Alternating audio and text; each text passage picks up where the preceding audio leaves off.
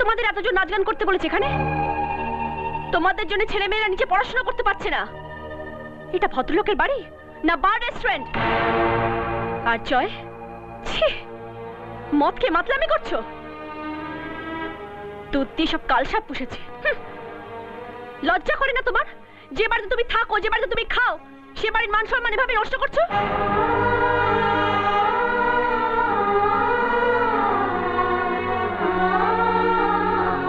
জয়, জয় শোনো, তুমি শুধু শুধু ওকে বকলে। আমি জয়কে বলেছিলাম মদ আনবার জন্য, ওর কোনো দোষ নেই।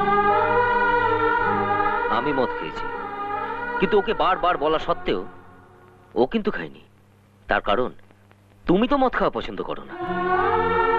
ও তোমাকে খুব সম্মান করে, আর শুধু সম্মানই বা কেন, বলবো ভক্তিও করে।